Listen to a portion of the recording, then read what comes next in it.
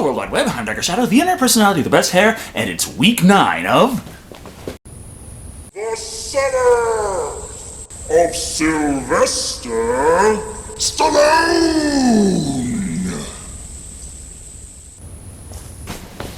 And today, I have for you Bullet to the Head. No, that's not a threat. Or is it? Not to be confused with John Woo's Bullet in the Head from 1990, Bullet to the Head is a much more recent film from 2012. Stallone stars as James Bonomo, a hitman that hits men with bullets to the head.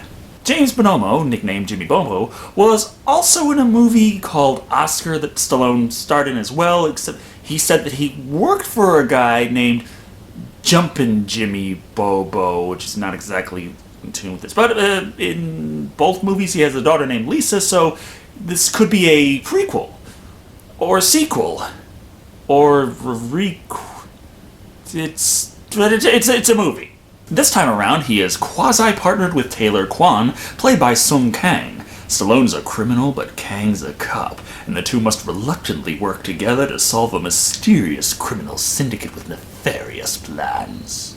Or is not so nefarious. Anyway, let's get on with the review.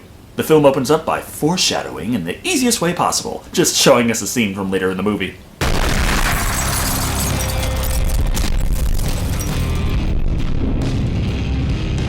Fuck you, Fast and Furious, this is my movie. Here's the story. This is the way it went down. Oh, thank you for explaining to us what a movie is. The story begins some time ago as Stallone the Hitman drives around with his hitman partner, because they have those, Louis Blancard, played by John Cena. John Cena! No, Cena. S-E-D-A. Got it? The two of them arrive at the movie title club, where we see their Mark, who seems to have an OCD obsession with organizing their cocaine, while he instead drinks liquor. Remember, kids, this is me working. I love my job. After dancing to the sound of his own inevitable death, our two hitmen show up and pretend to be cops. Strangely, he doesn't want them walking in while his cocaine is still unorganized, so they let themselves in. You must not like your job much, huh, shithead? Right now I'm loving it. So the body count has started, or was it earlier with the foreshadowing part? But technically at this point in the movie that character's still alive, so I'm confused. Stallone hates leaving a dungeon unfinished though, and heads into the bathroom where he finds the spare hooker in the shower. Anything for experience points, now check her ass for loot. Problem is, Dopey McDopefiend caught a second wind, and has John Cena pinned. Hey! What? Son of a bitch every time. Get off me! This is why it never pays to be too considerate during your homicidal rampage. Cena, upset at being mounted, gets his stuff and leaves with Stallone in a hurry. Unfortunately, he finds out we've already encountered our first twist. Turns out the hooker wasn't killed, just that damn annoying mirror. She saw you? Yeah, but she ain't gonna say nothing. How do you know? Because she's more afraid of us than the cops, that's why. Then wouldn't she be okay with going to the cops, who she is not afraid of, to rat on you, who she is? So they're off to celebrate a job well done at the Crawfish Hollow Bar and Grill. Shoot him. Please, kill him now. Screams will be so much more pleasant. Because the plot demands it, Stallone needs to pee before he's even had a drink, getting the two men conveniently separated. So Keegan, played by Jason Momoa, you know, freaking reboot Conan, goes in for the kill. Bye-bye, kiddies! Yeah, there's that never say die attitude of John Cena. You know, you could scream, or call an ambulance, or just... No? You just gonna shuffle over to the corner to bleed to death as politely as possible. Okay? With him out of the way, Conan goes for the Italian stallion himself. I'm not here to take any shit. Oh, well. This doesn't go quite as well as he had hoped, though, so he runs off past the crowds, which can't hear gunfire or the bathroom being demolished, yet somehow notice Stallone framing himself? I forget about it immediately. This way we can move on to hearing Stallone say the movie. Again. I got some rules. No women, no children. Anyway, if that's the case, then why the hell did it surprise anybody that you let the woman live? Screw it, we have to introduce our new quasi-partner character, Taylor Kwan. He's Asian, so that means he has to fly in. Now that he's here, he must investigate the case about the man who was murdered, where the only witness is the hooker. Who went to the cops no problem. It's funny, it's almost like she wasn't afraid to do that. Get in the shower and talk to her. Was this the first time you saw that guy? A Puma tattoo. I don't know what it means yet, but I do love pussy. The dead man was in fact an ex-cop who decided it was better to do the drugs and fuck the hookers instead of arresting people. Coincidentally enough, Detective Kwan also trips across Sita's corpse, being carved up like a goddamn turkey, and figures if they died around the same time, it must be connected. Get all that off your cell. So I take it we're looking for this Jimmy Bobo? But my homicide division is more than capable of handling this matter without your help. They're equipped with the latest Galaxy S6 Edge, you filthy Blackberry peasant. While being as big an obstacle as they can, the local police also strip him of his weapon, because he doesn't have a carry permit for this city. But they haven't taken his phone, which has all the superpowers he needs, such as being able to call up Stallone to meet up with him and see if his hit partner being murdered is in fact just the tip of a conspiracy iceberg.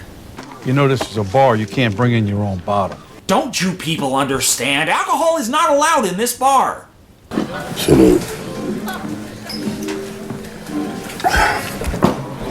So, come here often? I love Asians. After they break the ice, Kwan explains that he's not trying to take Stallone down, he's interested in who hired him and why his own ex-partner was targeted for execution. Considering how weak this plotline is, Stallone declines his offer. Was that it? That's it.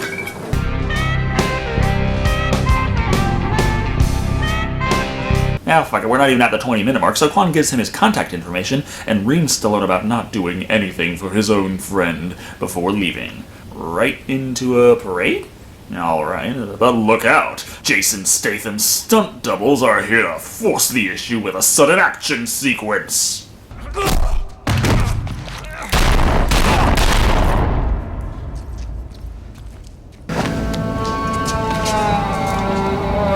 Yeah, not too impressive. As far as I can tell in this movie, they give those things out to everybody. Oh no! If only a hero could come by and save! Or hit him with a Buick. Guess that could work. You're in my space. Yep, Stallone swooped in to save him just in the nick of time. The cops are going to be here any second. They're going to take your ass in. Cops ain't gonna help you. You clipped one of them. But we have to establish one's a criminal and one's a cop. Again. Therefore, tension.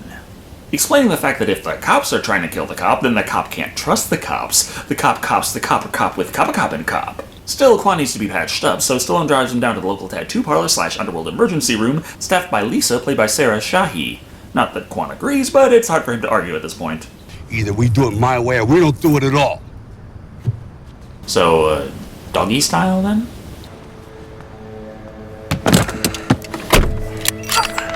Or you could just turn his sidearm into a super soaker. That'll be fun later. While alone, Kwan calls the chief to check in and explain the situation.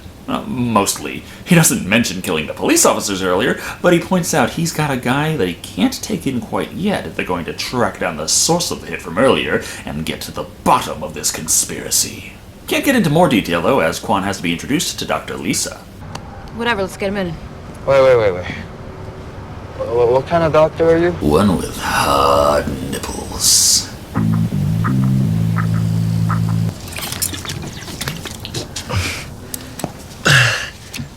The Jack Daniels anesthetic takes a bit longer than that to start working. I'm a Band-Aid and a blow pop. And a blow job, universal feel-good medication. But there is a crime subplot going on. Or main plot line. It's hard to tell at this point. In any case, Conan heads into a back room to get things moving.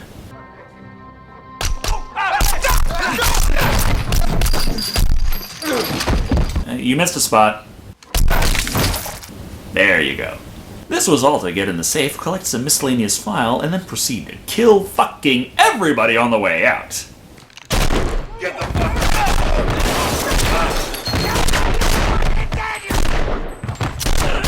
It's a good good thing they read ahead in the script and realized that sending in one fucking guy was more than enough. That makes taking care of sensitive information so much easier.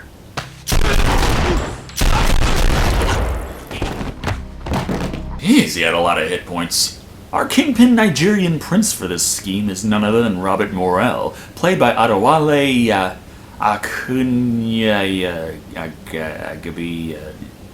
That. The magic of post-production. You enjoy your work. Yeah, I review movies for a living. What's not to love? Fascinating reading. All the terrible things I've done.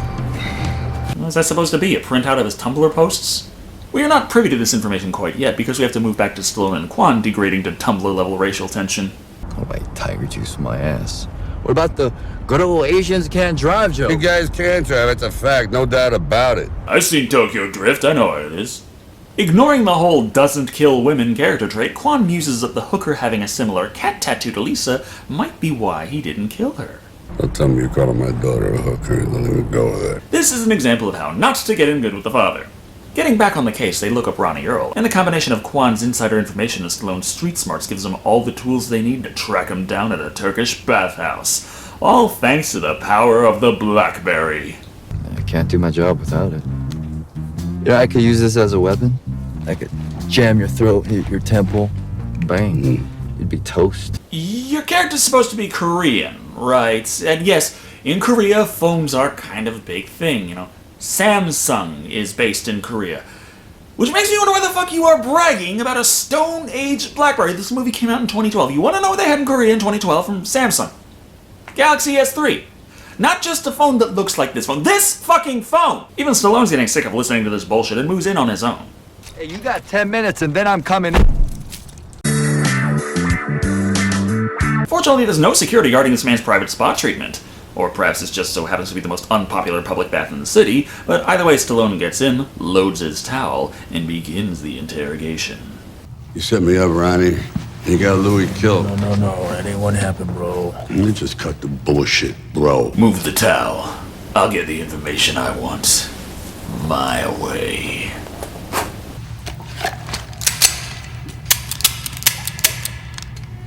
Guns don't kill people. Bullets do. So, why exactly didn't you just walk in there with bullets and no gun? How much for this to go away? Give me a number. 100 grand? Or 500 grand? Come on, that's a lot of cheese, but I can live with that. I'm gonna need some extra cheese, motherfucker! Give me no! Give me no! Huh. Guns really don't kill people. Turns out Quan took out the firing pin, meaning instead of an execution, we get a fight scene. And then an execution.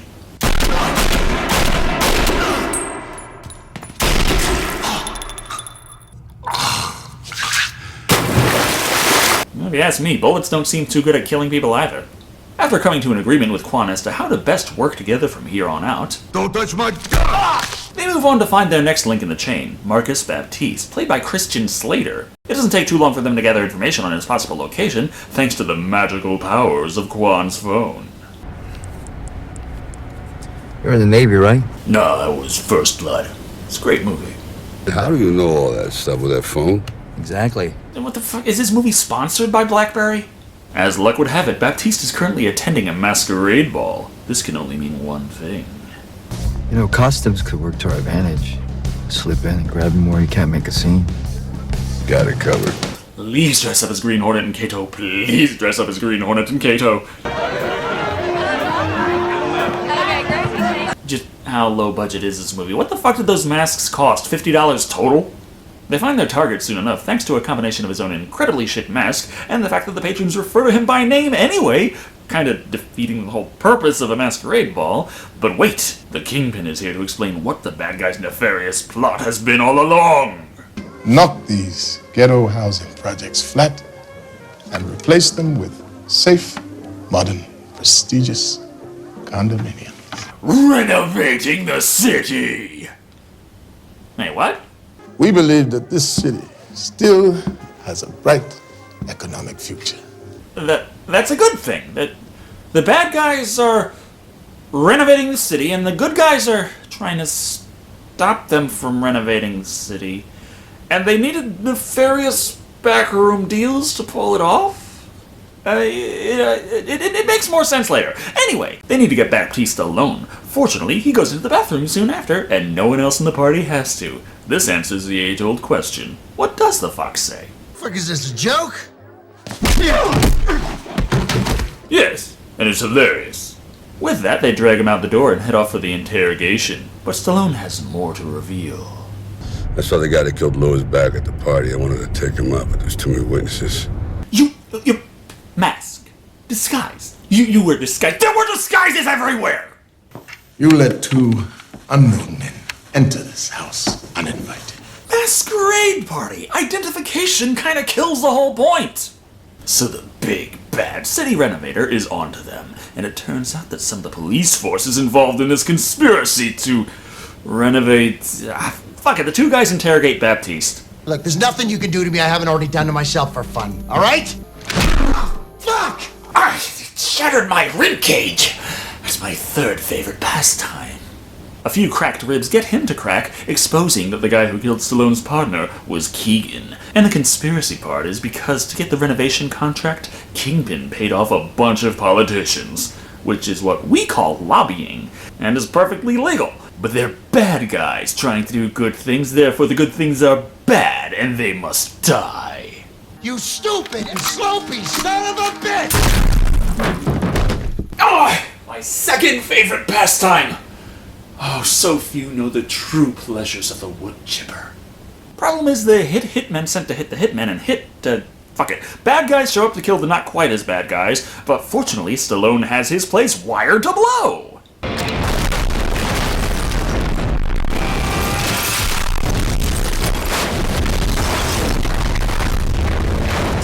Why the fuck did he set up his own house to explode? You're probably wondering why I happen to have my safe house all wired up.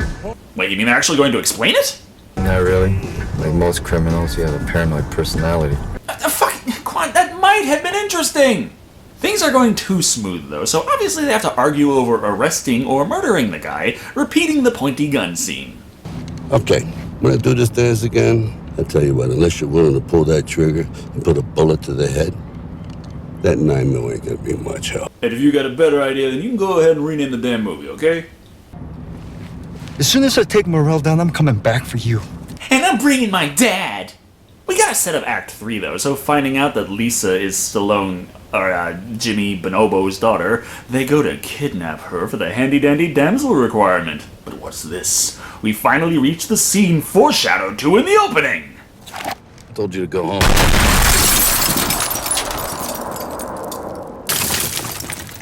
I know, I've heard the speech. We should have taken him in.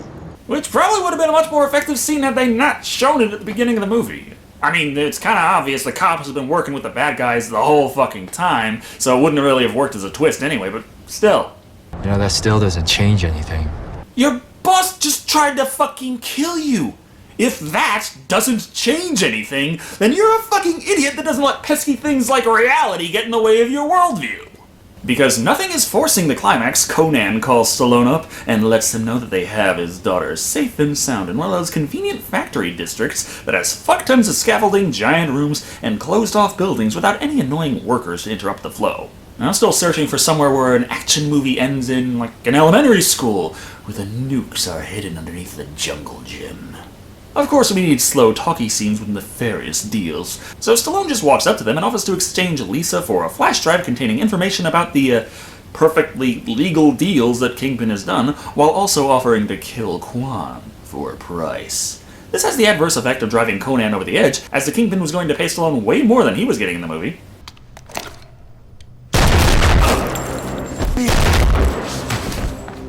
I always knew never to trust a man who doesn't care about money.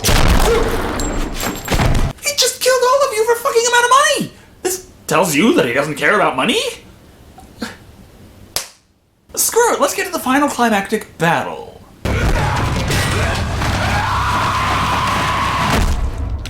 The fuck? The henchman killed himself! You know, they still have to take care of the rest of the bad guys, so...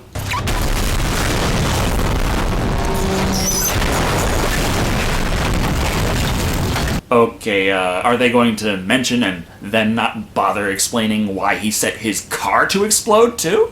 Going to be interesting explaining that one to State Farm, but this does mean that we have reached the final battle between Stallone and Conan. Morel's gonna burn this place down and build a fucking shopping center or some bullshit. And all the poor bastards that saved this place, nobody's gonna remember who they were. Does anyone now? Do you see anyone walking around here? It does give them their weapons for this fight. Fire axes. Gonna get him! So just do it! Make your dreams come true! Now, the best way I could possibly describe this confrontation would probably be...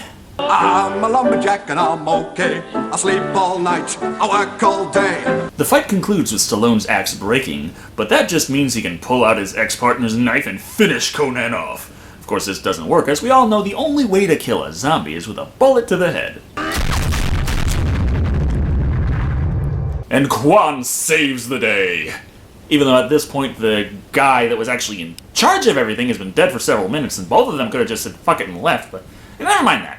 This brings our story to a close with Lisa, Bobo, and Quan alive. Well, Stallone and Lisa anyway. Oh, he was setting up a story with Quan's the hero and Stallone takes the fall. But this here epilogue says that Quan didn't drag the B-man's name through the mud, so just has that bullet wound to worry about. Up until we get yet another epilogue to the epilogue, showing us that Quan has got together with Lisa. Also, if Jimmy here ever breaks the law again, be it murder or jaywalking, he is going down. That'll be the day. A sequel to this movie? Hell fucking no! Anyway, that was Bullet to the Head. It's, It's not like I was expecting something huge and grand out of it, but it doesn't really hold up very well regardless. The acting is alright, and Sun Kang gave a very good performance as Taylor Quan, managing a memorable character despite being cast secondary to Stallone. Thing is, the movie seems to not realize too well what it is. It tries to be serious and deep, going into conspiracies and backroom deals with weird transitions of the magical BlackBerry doing so many amazing things, but the overall interwoven plot is really basic. It's a guy who does real estate. He plans to do real estate. He has done shady things, yes, but legal. In the past, he may have done some illegal things, but they're hardly touched upon in this movie. Overall, his nefarious plot sounds like something that would help a lot of people, making it a very confusing choice for a master villain. Because of the nature of this kind of plot, though, there was a bunch of quasi-important side characters that had to be introduced, which made twists like the police chief being in on it not nearly as impactful as we already saw plenty of cops in on it, and Chief Man had like 4 scenes before he shows his colors. Then he dies. And he was in the opening dying. It's this kind of jumping around and not fleshing out the players enough to make one feel invested that hurts the overall impact of a lot of points, in my opinion. However, the movie can entertain enough with its spectacle. As an action movie, the quality of the choreography and explosions do matter when it comes to the bottom line. And while not as frequent as they could be, it doesn't feel particularly lacking in that area. In that sense, Bullet to the Head comes in comfortably at 2 bullets to the head out of 5. And I just have to say, I really fucking wish I did actually get Cliffhanger this summer. Anyway, thank you all for watching. I've been Shado. And remember, if you ask for ID at the door of your masquerade party, no one's fucking going in!